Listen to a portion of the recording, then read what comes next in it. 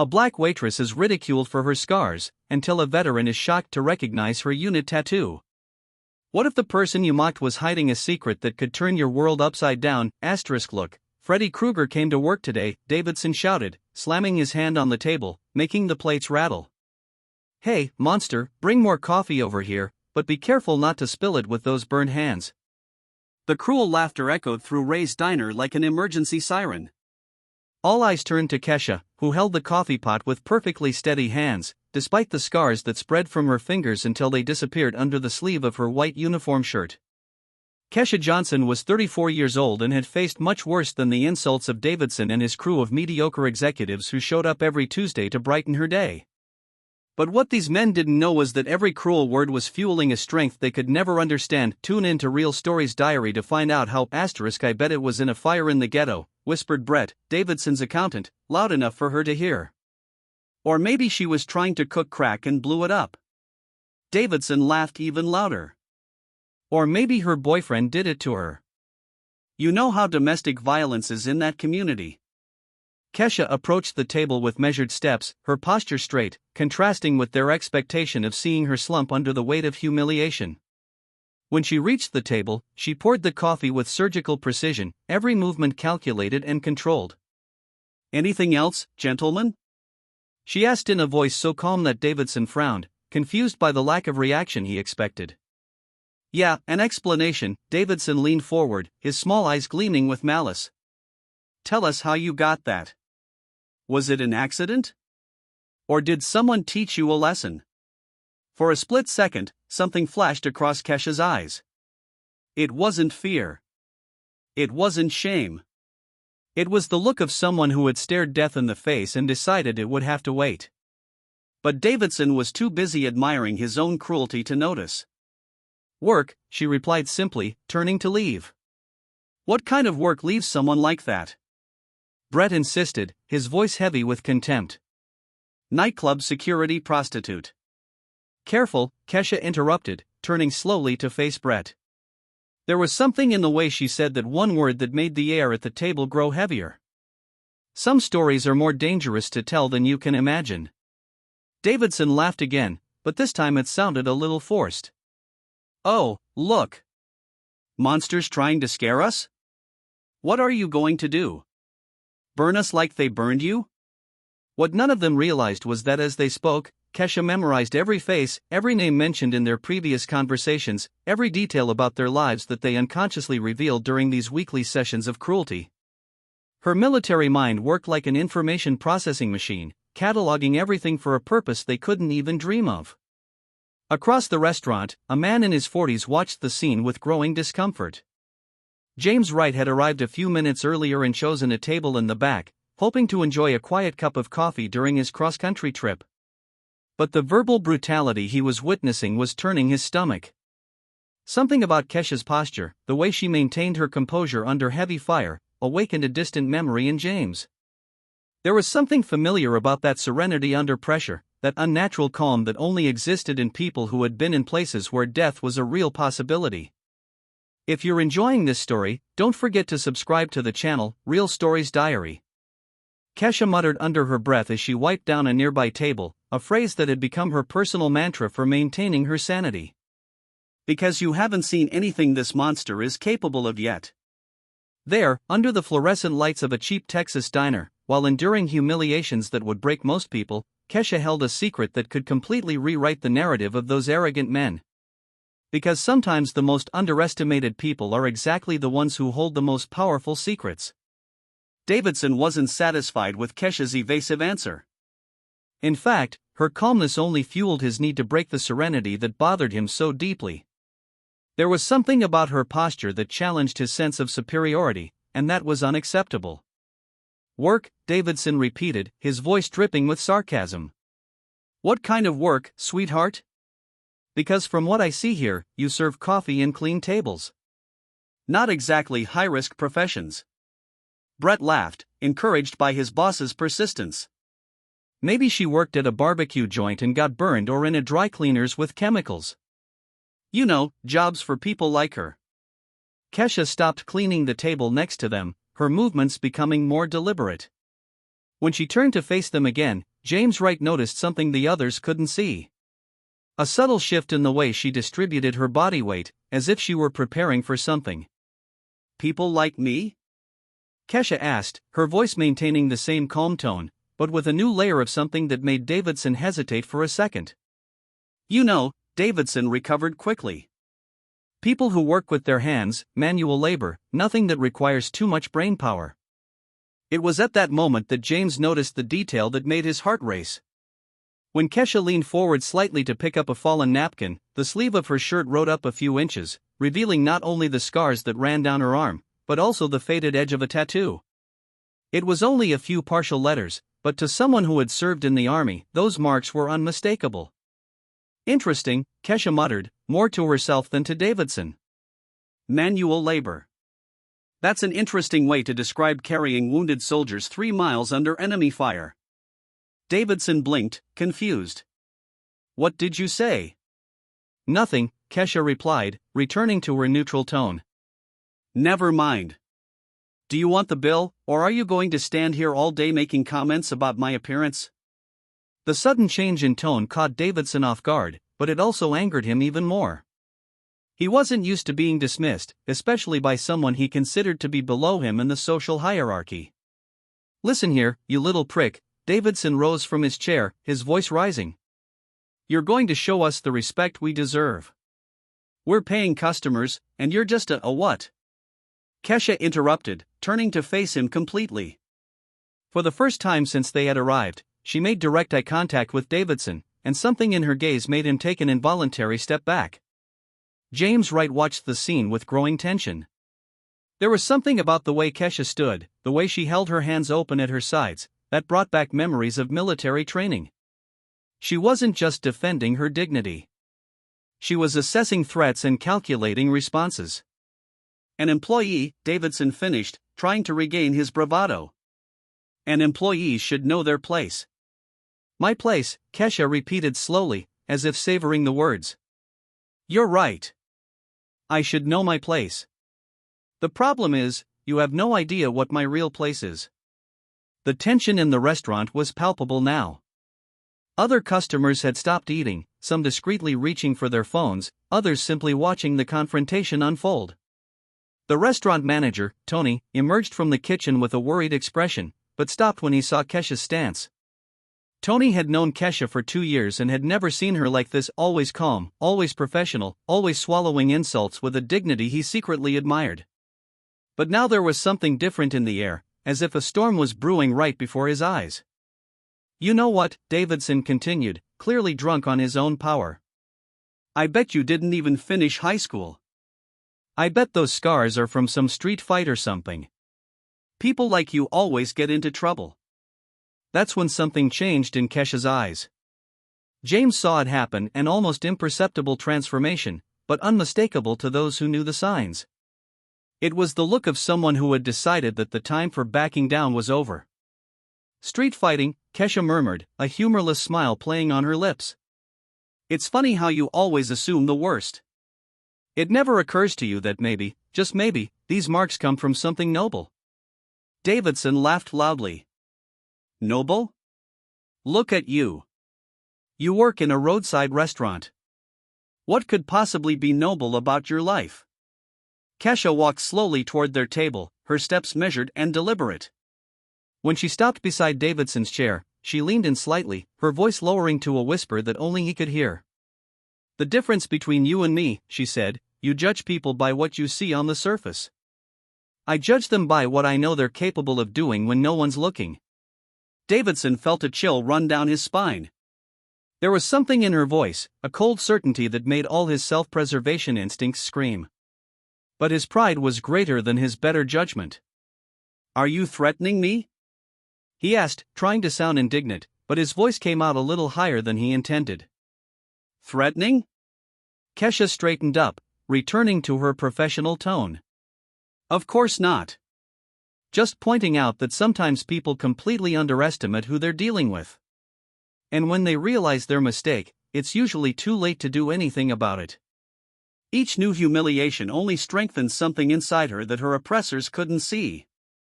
A silent strength fueled by the very injustice they tried to impose on her. What those privileged men didn't know was that every act of contempt was writing their own sentence of defeat, line by line, cruel word by cruel word. James Wright could no longer remain silent. During his 15 years of military service, he had learned to recognize veterans even when they tried to hide it. It was something in their posture, the way they assessed threats, their emotional control under pressure. And Kesha had all of these signs. When Davidson sat back down, clearly satisfied with his display of power, James stood up and walked over to the counter. He ordered more coffee from the waiter, but his eyes were fixed on Kesha, who had resumed her duties with an almost supernatural calm. "Excuse me," James said quietly as she passed by him. "Can I talk to you for a moment?" Kesha sized him up quickly. Veteran, probably Army or Marines. Respectful posture. "Sure, but quickly. I still have tables to wait on." "That tattoo on your arm," James whispered. "1st Infantry Division. Big Red 1. Kesha's body tensed for a split second. "Did you serve?" "Marines. 2 tours in Afghanistan, and you've clearly seen action, too." James glanced discreetly at Davidson, who was telling a loud joke to Brett. "These idiots have no idea who they're messing with, do they?" Kesha allowed a small smile to touch her lips. "Not a clue." "Combat medic?" James asked, noticing the precision with which she handled objects and the way she instinctively checked for injuries when someone got hurt. "Combat trauma specialist. 3 tours in Iraq, and you're right about them not knowing who they're messing with." Kesha looked directly at James, but it's not time for them to find out yet. Meanwhile, Davidson had decided that his public humiliation of Kesha was only just beginning. He took out his phone and started recording a video. "Everyone," he said loudly enough for the entire restaurant to hear. "I want you to see this. This is Monster who serves us coffee here. Just look at that burned face." Kesha slowly turned around, her eyes meeting the camera on the phone. But instead of the embarrassment Davidson expected, she just smiled, a cold smile that made James shiver because he recognized that expression.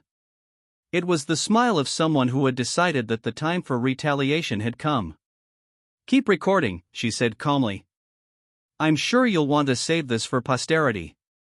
Davidson laughed, misreading her calmness. "See, she even likes the attention. I bet she's used to being filmed. She probably has an OnlyFans account for people with a deformity fetish." That's when James saw something that confirmed all his suspicions. For just a second, Kesha sized Davidson up with the look of a soldier calculating trajectories and points of impact. It wasn't anger. It was pure tactical analysis. "You know," Kesha said, walking over to Davidson's desk. "You're right about me being used to being filmed. I actually have quite a bit of experience with cameras." Davidson kept filming, excited by the attention. "Oh, yeah. Tell me more about this experience." "Well," Kesha pretended to think, "I'd been filmed receiving military medals. Medals for saving lives under enemy fire. Medals for bravery in combat. That kind of filming." The lie was so convincing that Davidson hesitated for a second, but then laughed even louder. "Sure, and I'm General Washington. Look at you, military man." But some customers began to look more closely. Kesha's posture, the way she talked about medals with a specificity that didn't seem made up. James realized she was planting seeds of doubt. "Keep recording," Kesha repeated. "By the way, what's your full name? So when this video goes viral, people will know who's behind this masterpiece." "Davidson Mitchell from Mitchell & Associates," he replied proudly. "You can look it up on the internet. Successful company, successful looking guy filming a failed employee." "Mitchell & Associates," Kesha repeated, memorizing it. "Interesting. And what do you guys do?" "Business consulting. We help companies get rid of problem employees." Davidson looked at her meaningfully. "Employees who don't fit the company image." James watched Kesha process this information with the efficiency of a military computer. He could almost see the gears turning in her head, cataloging not only the names and the company, but probably already thinking of strategies. Tony, Kesha called to the manager who had returned to the kitchen to avoid confrontation. Can you come here for a second? Tony appeared reluctantly. Kesha, please. We don't want any trouble. There won't be any trouble, she said calmly. I just want you to witness that Mr. Davidson Mitchell of Mitchell & Associates is recording this video voluntarily, using my name and image, and making specific comments about my physical appearance. Tony blinked, confused. Okay. Thanks. And James, she turned to the veteran. Thank you for identifying yourself. Maybe we can talk more after my shift. Davidson was starting to get annoyed by Kesha's lack of emotional reaction. Hey, stop pretending you're in control. You're just a burned-out waitress that nobody wants around. You're right, Kesha agreed calmly. I'm just a waitress, someone you clearly consider invisible, harmless, someone who goes unnoticed while observing and learning things. Something in her tone made Davidson stop recording for a moment. What kind of things? Oh, you'd be surprised what an invisible person can hear during business conversations, especially when those conversations happen weekly at the same table for months on end. Kesha smiled again. But go ahead with your video. I'm sure your clients will love to see how you treat people you consider inferior. It was then that Davidson realized he might have said too much during all those Tuesdays. Details about questionable contracts, dubious practices, clients he had helped fire employees for discriminatory reasons. All said out loud in front of a mere waitress he considered too irrelevant to pose any threat. James saw the exact moment when Davidson's arrogance began to crack, replaced by a hint of concern. And he also saw the moment when Kesha decided she had gathered enough information for now. Well, gentlemen, it's been a pleasure as always, she said, tucking the pen into her apron pocket. See you next Tuesday. Or maybe not. As she walked away, James realized he had just witnessed the first moves of a military campaign. Kesha wasn't just a veteran trying to survive in the civilian world. She was a seasoned strategist who had just turned months of humiliation into ammunition for a war Davidson didn't even know he declared. For a moment, when she accepted the humiliations without fighting back, everyone thought they had broken her spirit. But those who know true military strength know that it grows precisely in silence, fueled by the patience and precision of those who have learned that the best revenge is the kind the enemy never sees coming. Davidson's phone began to ring insistently.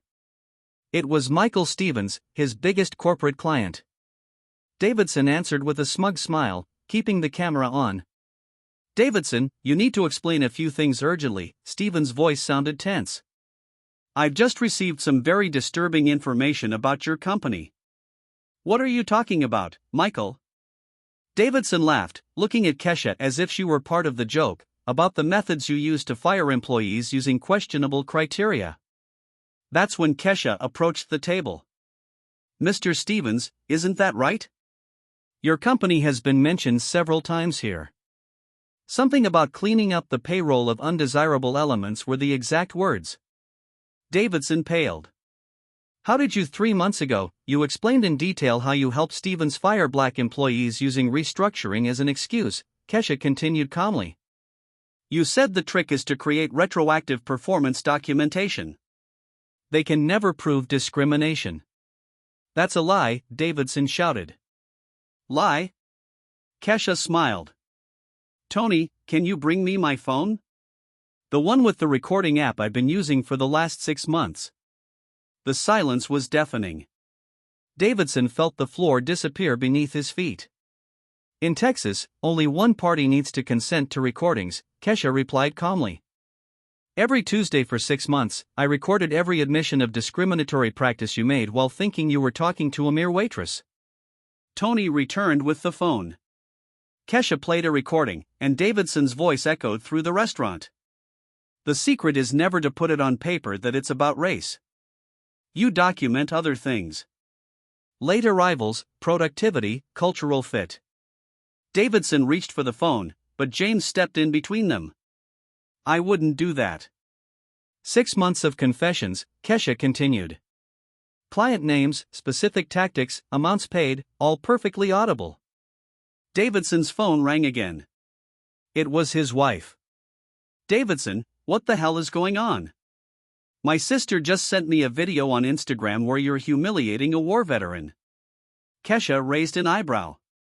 Oh yeah, I forgot to mention. I posted that video you recorded on your own social media with some details about my military background that you never bothered to find out. Davidson opened Instagram with trembling hands. The video already had thousands of views. The description read, Mitchell & Associates CEO humiliates decorated war veteran. Sergeant Kesha Johnson served 3 tours in Iraq and saved dozens of American lives. No, this will ruin everything, Davidson muttered. There's more, Kesha said, showing him a folder on her phone. Over the past 3 months, I've investigated every aspect of Mitchell & Associates. Questionable contracts, unreported payments, connections to companies under federal investigation. She stood up, commanding absolute respect. The recordings have already been sent to the Department of Labor, the Equal Employment Opportunity Commission, and 3 offices specializing in discrimination. Davidson tried to protest, but Kesha continued relentlessly. The viral video will ensure that everyone knows who you really are. Your clients are already being contacted by civil rights activists. The phone exploded with calls. Each ring was another client canceling contracts. Why? Davidson asked, his voice broken. Why didn't you say who you were from the start? Kesha stared at him with unshakable dignity. Because men like you need to learn that respect shouldn't depend on uniforms. It should be automatic, basic, human. James stepped forward and extended his hand. Sergeant Johnson, it's been an honor to witness this. As Davidson and Brett left in complete despair, Kesha turned to the other customers. What about you? 6 months watching this happen. How many other people have you seen humiliated and chosen to do nothing? As the revelations piled up and the masks fell away, one thing became crystal clear. Davidson had picked the wrong person to humiliate at the wrong time for the wrong reasons. And now Kesha's true strength was being revealed through the systematic justice she had orchestrated with the patience of a war strategist. 6 months after that transformative day at Ray's Diner, Kesha Johnson was no longer just a waitress trying to survive in silence. The story of her life had spread nationally, turning her into a respected spokesperson for veterans' rights and victims of workplace discrimination. The diner itself had become a pilgrimage site for veterans from across the country. Tony, the manager, had created a hero's wall on the main wall, where Kesha's photo and military uniform took pride of place alongside dozens of other local veterans who finally felt comfortable sharing their stories. It's funny, Kesha remarked to James during one of her weekly visits. I spent 3 years hiding who I was, and now I can't hide it even if I wanted to. James smiled, watching the complete transformation of the environment. Sometimes we need to be broken to discover how strong we really are. Davidson Mitchell, on the other hand, was living a nightmare that seemed to have no end. Mitchell & Associates had closed its doors after losing all of its major clients. The viral video had been viewed by more than 10 million people, making his name synonymous with discrimination and corporate incompetence. His wife had filed for divorce, taking with her half of what remained of their assets after the court settlements. He called me last week, Kesha told James, serving coffee to a table of veterans who had driven 200 miles just to meet her, apologizing, begging me to take the recordings off the internet. And what did you say? That some lessons need to be permanent to be effective. The federal investigation triggered by Kesha's recordings had revealed a scheme of discrimination far larger than anyone had imagined. 12 companies that had been clients of Mitchell & Associates were now facing lawsuits for discriminatory practices. And Davidson was cooperating with the authorities in a desperate attempt to reduce his own sentence. Brett, the accountant, had lost his professional license and was working at a convenience store across town. Every time someone recognized him from the viral video, he would lower his head and change aisles, carrying the weight of the shame his cruel words had created. What struck Kesha most was how the community had changed. Customers who had once pretended not to see the humiliation now made a point of greeting her, some even apologizing for their own omission. The old lady who always sat at the corner table had become one of Kesha's most vocal defenders, telling anyone who would listen about our local hero. You know what I've learned? Kesha said during an interview for a national podcast on veterans' rights. That respect shouldn't be something you have to earn through medals or uniforms. It should be automatic, universal, human. James had moved to the city permanently, opening a small consulting business for veterans transitioning to civilian life. He and Kesha had developed a strong professional partnership, helping other former military members navigate the challenges of the corporate world. The ironic thing, James reflected during one of their conversations, is that Davidson tried to use his discrimination to feel superior, but he ended up revealing his own moral inferiority to the whole world. Kesha's story had inspired legislative changes in 3 states, including new protections for veterans against workplace discrimination. She had testified before congressional committees, her calm but powerful words echoing through the halls of power in Washington. Tony had promoted Kesha to assistant manager, but she divided her time between the diner and her new job as a consultant to organizations seeking to improve their diversity and inclusion policies. Ironically, many of the companies that sought her out most were former clients of Mitchell & Associates, desperate to repair their damaged reputations. The best revenge, Kesha said during a speech at a veterans convention, is not to destroy those who hurt you. It's to build something greater than they could ever imagine, and to do it with such class that they're forced to respect the very thing they tried to destroy. Davidson occasionally passed through town, driving a used car instead of the BMW he used to flaunt. On one such trip, he stopped at the diner, not to cause trouble, but in a pathetic attempt to talk to Kesha about misunderstandings and second chances. Kesha greeted him with the same professional courtesy she had always shown him, serving him coffee and taking his order without a change in her voice or demeanor. When he tried to apologize again, she simply said, "Mr. Mitchell, what happened between us was not a misunderstanding. It was a revelation of character, yours and mine." The transformation had been complete. The woman who once accepted humiliation in silence was now sought after by companies, universities, and government organizations to share her experience on leadership, resilience, and justice. Her scars, once a source of shame and ridicule, have become symbols of courage and sacrifice that inspired thousands. If this story of transformation and justice has touched your heart, Kesha said during her most recent television interview, remember that we all have the power to choose how we respond to injustice. We can bow down to it, or we can use our inner strength to rewrite our own narrative. The lesson was clear. Davidson tried to destroy Kesha, but he ended up destroying himself. Kesha learned that true revenge isn't about repaying the harm done to you. It's about achieving a level of success your enemies could never imagine, and doing so with a dignity that forces them to confront their own moral mediocrity. Don't forget to subscribe to Real Stories Diary for more inspiring stories of resilience and justice.